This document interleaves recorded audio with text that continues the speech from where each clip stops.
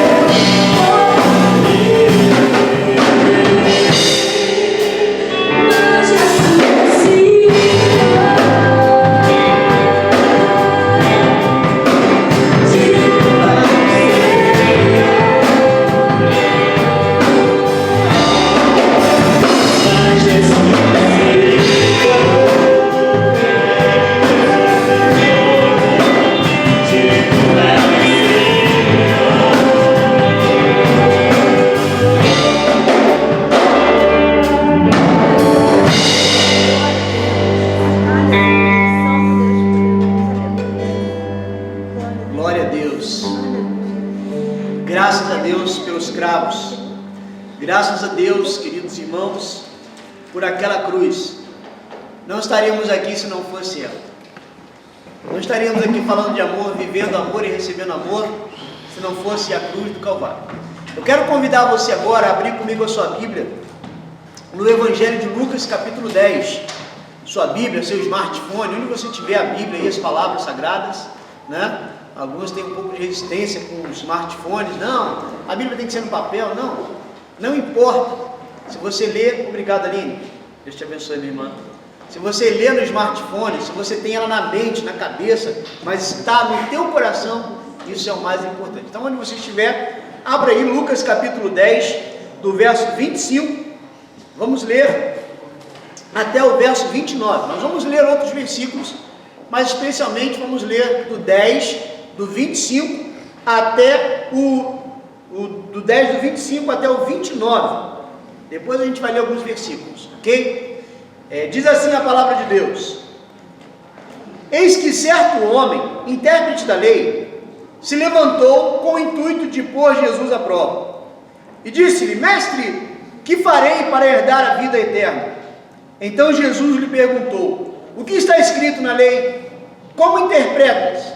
A isto ele respondeu: Amarás o Senhor teu Deus de todo o teu coração, de toda a tua alma, de todas as tuas forças e de todo o teu entendimento, e amarás o teu próximo como a ti mesmo. Então Jesus lhe disse: Respondeste corretamente, faze isto e viverás. Ele, porém, querendo justificar-se, perguntou a Jesus: Quem é o meu próximo? Vamos orar? Senhor, obrigado por essa noite, obrigado pela tua palavra. Nós te louvamos, porque em todas as coisas o Senhor tem sido mais que suficiente para nós. Obrigado, Pai, pela tua abundante graça, o teu amor e a beleza do Senhor sendo revelada a cada dia em Cristo nas nossas vidas. Hoje, Pai, eu peço que a tua palavra ela encontre lugar em nosso coração. Amém. E nós possamos praticá-la ao sairmos daqui hoje. Possamos pô-la em prática na vida das pessoas, porque eu acredito que isso é o que fará muito sentido para nós. Abençoe cada um, que essa palavra não apenas edifique, mas ela transforme as nossas vidas. Nós assim oramos em nome de teu Filho amado, Jesus Cristo. Amém e amém. Queridos irmãos, hoje nós vamos compartilhar um pouquinho sobre o Evangelho de Jesus. Nós temos trazido Cristo para a centralidade das nossas mensagens, e hoje eu quero falar sobre o Evangelho de Cristo.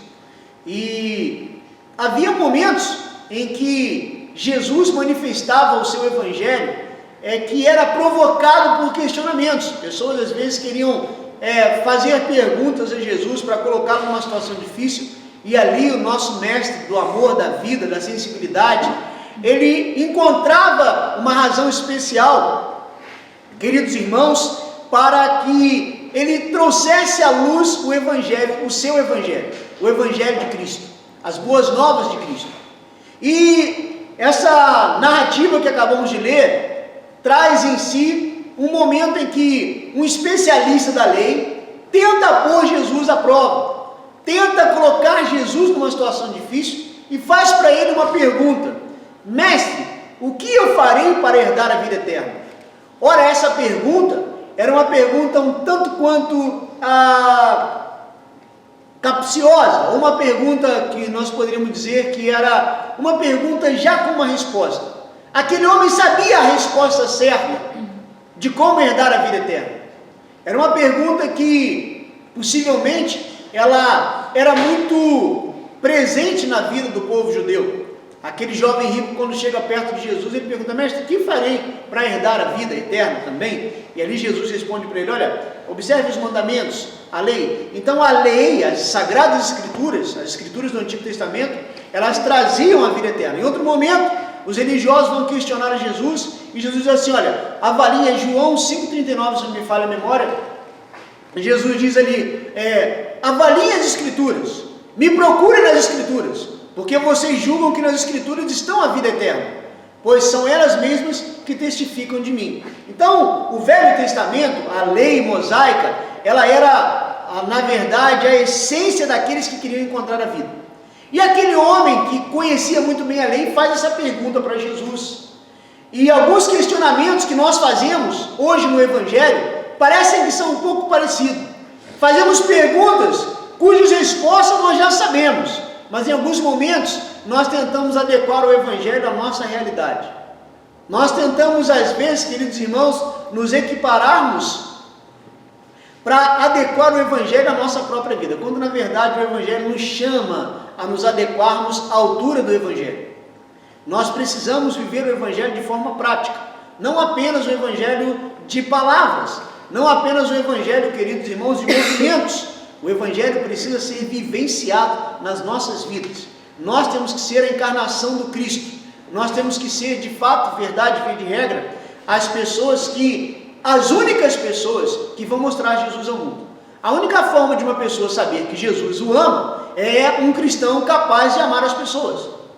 Nós falamos, Jesus ama você, mas as pessoas não saberão. Essa frase, Jesus te ama, ela é vazia, sem ações práticas, sem ações e atitudes que demonstram que Jesus está em nós. Quando Gandhi estava pregando, dando uma palestra em uma fazenda escravagista, se não me falha a memória britânica, do seu tempo, ele dizia, olha, eu sem problema nenhum, eu não tenho nenhum problema com Cristo, o meu problema são os cristãos, porque o Cristo de vocês, ele jamais colocariam pessoas escravas em condições subhumanas, ou seja, ali estava um evangelho bem pregado, mas mal vivido, e Jesus, queridos irmãos, nos convida a viver um evangelho bem pregado e bem vivenciado, e parece que este homem, embora estivesse ali diante do evangelho encarnado que era o Cristo, ele encontrava algumas dificuldades na sua percepção do que realmente era essencial. E talvez esse tenha sido o maior desafio na vida dos cristãos hoje, encontrar aquilo que realmente é essencial, aquilo que realmente é essência, aquilo que realmente importa. E Jesus não nos dá apenas uma aula disso, ele nos mostra o que é de fato o seu evangelho. Então aquele homem pergunta, mestre, o que vou fazer para herdar a vida? E Jesus diz para ele, como é que você interpreta as Escrituras? Pois as Escrituras, elas trazem a vida eterna. Como você a interpreta? E aquele homem, ele resume todos os parâmetros da lei em apenas um mandamento tríplice. Ele diz que nós devemos amar a Deus de todo o nosso coração, de toda a nossa alma, de todas as nossas forças, de todo o nosso entendimento. E devemos amar ao próximo como a nós mesmos. Ele faz um resumo do que é isso, o Evangelho para nós hoje. O Evangelho é isso. Se nós queremos herdar a vida, nós devemos amar a Deus sobre todas as coisas e nós devemos amar ao próximo como a nós mesmos. E aí Jesus disse a ele, olha, você está correto, faz isso e você vai viver eternamente, você vai encontrar a vida eterna, ou seja, você vai ser salvo. Então, aquele homem, para justificar-se da sua pergunta, ele diz, e quem é o meu próximo? E talvez essa pergunta, querido irmão, ainda é uma pergunta desafiadora, não apenas para aquele homem, mas para todos nós, porque essa pergunta respondida por Jesus, e Jesus a responde de uma forma que nos leva a pensar se nós estamos vivendo um evangelho realmente radical. E aí eu quero falar desse evangelho radical, é um evangelho de prática, não um evangelho condicionado, não um evangelho, queridos irmãos, formatado nos moldes do nosso cristianismo, e não do cristianismo da palavra, mas um evangelho radical, onde realmente as pessoas falam, pensam e agem como Jesus. E parece que nós encontramos uma justificativa, onde nós dizemos, mas Jesus era Jesus. Não, Jesus, como nós falamos na ceia, foi gente, foi pessoa, ele se importou com aquilo que realmente importava. A grande questão é que muitos da nossa geração não estão dispostos a se desprenderem, na maioria das vezes, de paradigmas, a se desprenderem, na maioria das vezes, de valores que consideram realmente essenciais para a vivência desse evangelho radical. E aí, Jesus responde a ele com a parábola do samaritano. Nós chamamos ele de bom, mas em nenhum momento Jesus o chama de bom. Jesus diz que ele é um samaritano. Porque o nosso grande problema é que, às vezes, até o praticar o evangelho, nós podemos usar isso como uma forma de propaganda do nosso próprio eu. Não é? Quando nós começamos os amigos da rua aqui na igreja, uma das razões foi nada de foto em Facebook. Porque na maioria das vezes nós fazemos as coisas e a mensagem que nós passamos para o mundo não é a mensagem que Jesus quer que nós passemos. Nós passamos aquela mensagem, olha só, somos bonzinhos, estamos dando comida para os pobres. Isso é a atitude mais feia que o cristão pode cometer. Jesus ensina ao contrário. Se você vai fazer algo de bom para alguém, faz quietinho. Quem precisa ver, está vendo, que é Deus. Você não precisa fazer propaganda de si mesmo. Não precisa fazer propaganda da sua bondade. Então a gente tem uma tendência a formatar o evangelho nos nossos moldes. Mas o evangelho é mais do que isso. E aí, queridos, Jesus conta a parábola do samaritano, né? Não do bom samaritano. Ele é bonzinho, ele cuidou de alguém. Não. Ninguém é bom. O próprio Jesus disse isso para o jovem rico. Ninguém é bom o suficiente para o evangelho. Ninguém é bom. Nós nos tornamos bons porque o sangue de Cristo nos declarou justos. Mas bons não. Jesus fala, por que você me chama de bom? Ninguém é bom senão um que é Deus. Jesus era bom, mas o que ele queria dizer era que na humanidade não existe nada de bom o suficiente para o homem, para que ele se torne salvo, para que ele encontre a vida eterna. E aí, dentro desse parâmetro, vamos para a parábola do samaritano, que Jesus diz assim, para responder o questionamento desse estudioso. Jesus diz assim, Jesus prosseguiu dizendo, certo homem descia de Jerusalém para Jericó, e veio cair em mão de salteadores, os quais, depois de tudo lhe roubarem e lhe causarem muitos ferimentos, retiraram-se, deixando-o semi-morto. Casualmente, descia um sacerdote por aquele mesmo caminho, e vendo-o, passou de largo. Semelhantemente, o levita descia por aquele lugar, e vendo-o, também passou de largo. Certo samaritano, que seguia o seu caminho, passou-lhe perto e vendo, compadeceu-se dele e chegando-se, pensou-lhe os ferimentos e aplicando-lhe óleo e vinho, colocando sobre o seu animal, levou para uma hospedaria. No dia seguinte tirou 2 denários e os entregou ao hospedeiro, dizendo, cuida deste homem, e se alguma coisa gastardes a mais, eu lhe indenizarei quando voltar. Qual desses 3 parece ter sido próximo do homem que caiu nas mãos dos salteadores? Respondeu o intérprete da lei, o que usou de misericórdia para com ele. Então disse-lhe Jesus, vai e procede tu de igual modo. E aqui agora, eu quero basear o nosso sermão aqui nesse texto. O que é o Evangelho de Jesus? Jesus traz uma resposta ampla e clara para esse estudioso, e não somente para ele, mas para nós. Jesus nos ensina o que de fato é o Evangelho. O que de fato é viver o Evangelho, não apenas pregado, mas o Evangelho encarnado em Cristo. O Evangelho onde Jesus está presente. E esse tem sido, sem dúvida alguma, o maior dos nossos desafios. É viver, andar, pensar como Jesus. O nosso maior desafio, sem dúvida, é o que Jesus faria em nosso lugar.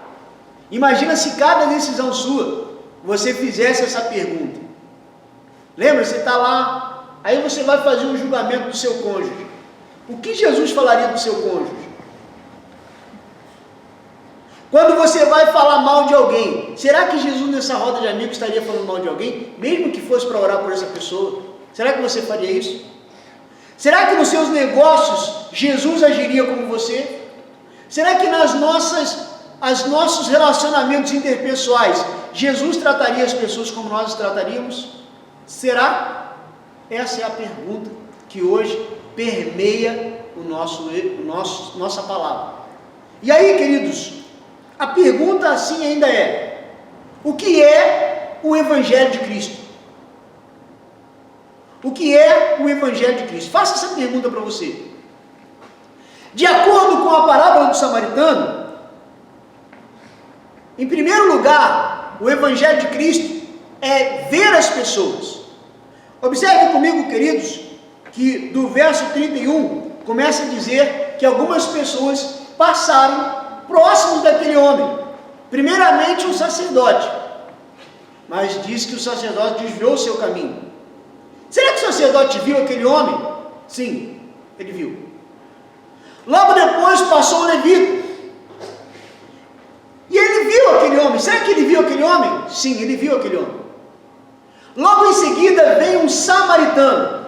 Aquele samaritano viu aquele homem? Sim, aquele samaritano viu aquele homem. E a grande questão não é se enxergamos as pessoas, mas é como enxergamos as pessoas. Observe que para aquele sacerdote, Ele talvez tivesse algumas razões para não parar, mas ele viu aquele homem. Mas a questão é como ele viu aquele homem. O que ele viu por trás da dor daquele homem? Se é que ele viu algo por trás do sofrimento daquele homem. O levita da mesma forma. Mas o samaritano, ele viu aquele homem. E parece que o texto denuncia quem era aquele homem. Possivelmente aquele homem era um judeu. Porque Jesus disse que ele estava descendo de Jerusalém para Jericó. Então as probabilidades daquele homem que foi assaltado e ficou semi-morto era um judeu. E aquele samaritano tinha muitas razões para ver aquele homem, mas não vê-lo, assim como o sacerdote e o levita. Mas ele enxergou aquele homem. Ele viu aquele homem independente do seu rito religioso, independente da sua etnia, e independente das diferenças que existiam entre judeus e samaritanos. Será que você entende o que é o Evangelho agora? O Evangelho é enxergar as pessoas, e não o que elas fazem, e não quem elas são, e não, queridos irmãos, o que elas representam, mas é ver as pessoas por trás dos seus sofrimentos, é ver as pessoas, queridos, além das suas falhas, é ver as pessoas, queridos irmãos, além, queridos, daquilo que ele está vivendo naquele momento. Isso é o Evangelho de Cristo. E parece que aquele samaritano tinha esse Evangelho no seu coração, porque ele para e ele enxerga aquele homem como alguém em sofrimento. Ele não enxerga aquele homem como um rival. Ele não enxerga aquele homem, queridos irmãos, como alguém que ele não deveria falar e nem dar uma palavra. E as diferenças que existiam entre judeus e samaritanos eram muito grandes. Naquela época, se você quisesse ofender um judeu, você não precisava xingar a mãe dele. Era só você olhar para ele e falar: você é um samaritano! Foi assim que os religiosos tentaram ofender Jesus. Nós temos certeza que você é um samaritano e você tem demônios. Então, o pior xingamento era xingar alguém de samaritano. Mas aquele samaritano não se importou com isso. Ele viu aquele homem semi-morto, ferido, machucado, e ele parou para ver aquele homem. Será que você consegue enxergar as pessoas, além daquilo que elas são, além daquilo que elas fazem? Será que você consegue enxergar as pessoas como pessoas? Ou antes de ver as pessoas, você põe um rótulo na frente daquelas pessoas? Será que você olha para as pessoas como um drogado, ou você vê uma pessoa com um problema com drogas? Será que você vê um político corrupto, ou você vê alguém que perdeu o caminho no meio da estrada? Será que você apenas enxerga as pessoas dessa forma e você as ojeriza por causa disso? E você tem muitas razões, como disseram alguém na grande mídia, que deseja a morte do presidente Bolsonaro? Será que nós às vezes nos assemelhamos a esse tipo de sentimentos? Talvez não falamos com as nossas bocas, mas sentimos isso. Pastor, você está me comparando com alguém que deseja a morte do presidente? Talvez nós não desejamos a morte das pessoas, mas nós podemos matá-las se nós apenas formos indiferentes com elas. Como enxergamos as pessoas? Como você enxerga as pessoas à sua volta? Será que você apenas as enxerga diante dos seus sofrimentos? Será que você enxerga as pessoas apenas diante daquilo que elas fazem? Se fosse dessa forma, acredite, Jesus não entraria na casa de Zaqueu. Jesus não perdoaria aquela mulher que foi flagrada em adultério. Jesus de forma alguma, queridos irmãos, chamaria os 12 discípulos. Não. Todos eles tinham razões para serem excluídos. Todos nós, queridos, temos razões justificáveis para sermos condenados pelos nossos pecados. Mas Deus nos viu, queridos irmãos, além dos nossos pecados. E esse tem sido o desafio da igreja, enxergar as pessoas além das suas falhas. Talvez você tenha muitas razões para não ajudar algumas pessoas, mas a pergunta é: Jesus ajudaria? Talvez você tenha algumas razões, queridos irmãos, para não perdoar algumas pessoas, mas a pergunta é: Jesus perdoaria? Talvez você tenha algumas razões, queridos, para não dirigir a palavra a alguém, mas a pergunta é: Jesus faria isso? Se a sua pergunta é: Jesus não faria nada disso, então você deve viver esse evangelho radical. Esse evangelho que enxerga as pessoas, queridos irmãos, além daquilo que elas são, fazem, ou daquilo que elas representam, para a sociedade, para as pessoas. Não existe nada mais importante para Deus do que pessoas. Por essa razão, o maior mandamento se resume em relacionamentos interpessoais. Ame o teu próximo como a si mesmo. O segundo aspecto, queridos irmãos, evangelho é compaixão. O evangelho de Cristo é compaixão.